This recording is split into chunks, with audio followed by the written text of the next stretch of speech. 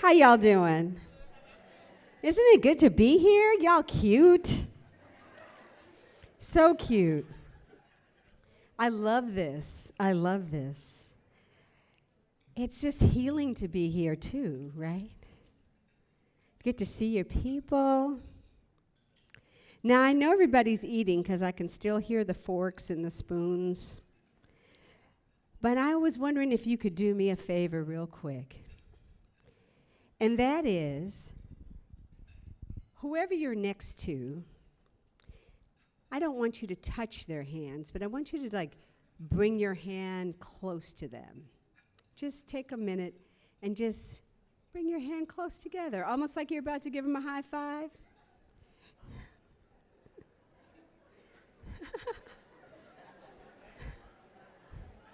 Yeah, just make sure you have at least one. Don't touch.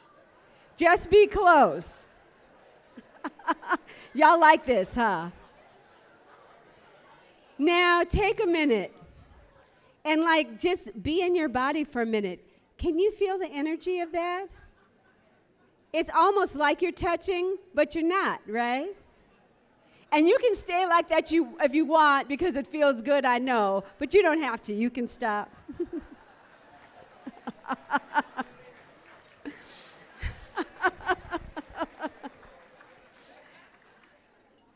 You know, when we have this moment, like when we get to watch a sunset or see the ocean or feel that blessing, like when a baby smiles, the world makes sense. The world makes sense.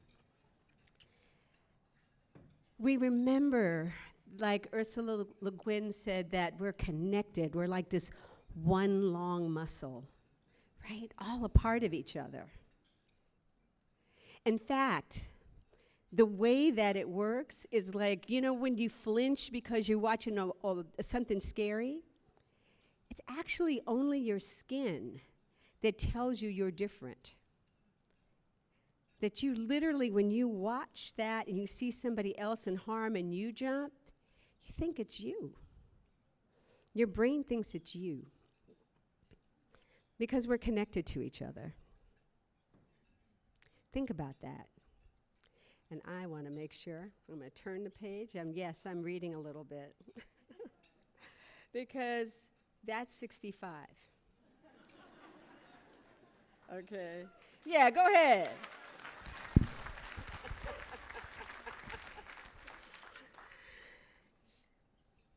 So, as I reflected about, all the things that are going on, and there's so much that's intended to make us forget that connection, right?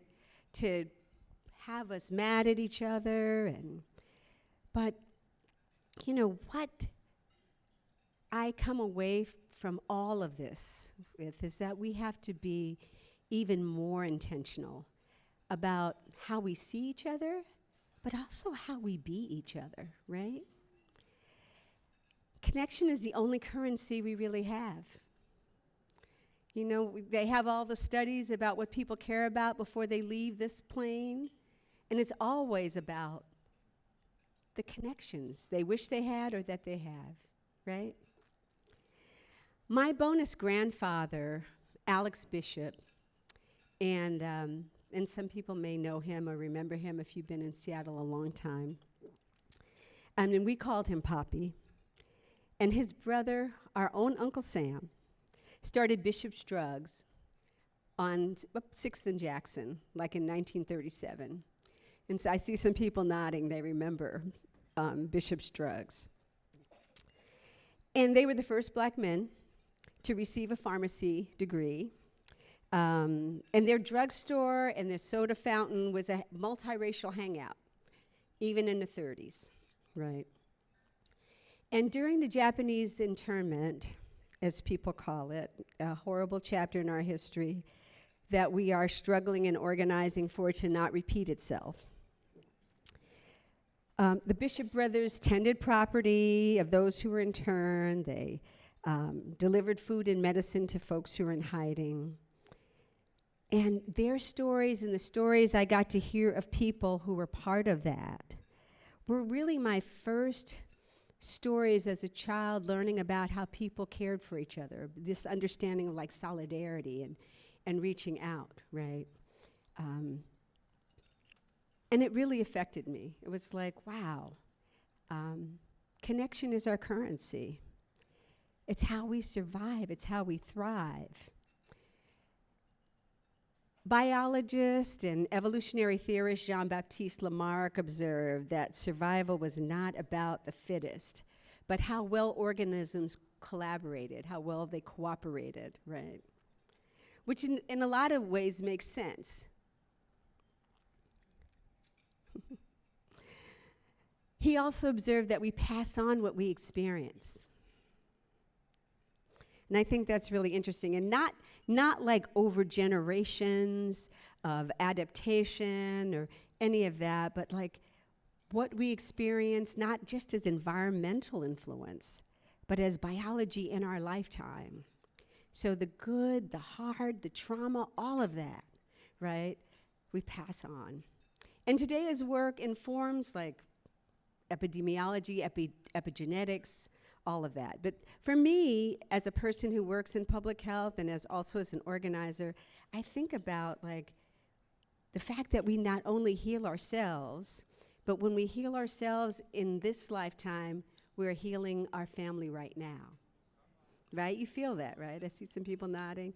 And some of us have experienced that. Cut the cycle, right? Create new realities.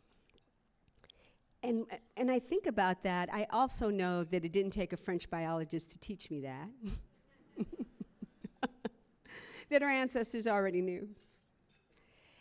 And I think as you held your hands close to your neighbors, your hands already knew because you already knew, right? That we are each other's medicine, right? Yes.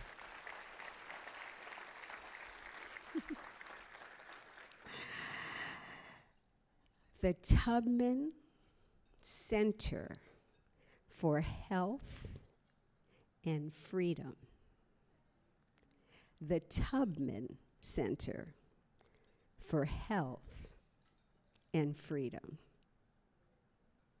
Let just that sit in your bones for a minute, right? What a powerful calling, right? It's where this knowing becomes practice, and this practice becomes healing, and this healing becomes the future. What an incredible legacy. What an incredible gift we get to give to the future. So there's another exercise here. And you can eat and do it if you want to talk with your mouth full. Turn to your neighbor and tell them, we've got us. Turn to your other neighbor. Tell them, we've got us.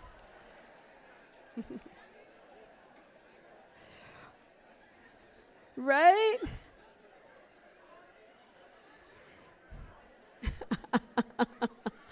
I love how y'all are so good at participating. I love this. And if you don't remember anything else I said tonight, and I know some people were getting extra drink tickets, so you might not. Right? You know, I'm not calling any names. But I do want you to remember that our connection is our currency, that our connection is our thriving. And I thank you for your connection to the calling that is the Tubman Center for Health and Freedom. We're even in the midst of the midst of the midst. We've got us. Thank you.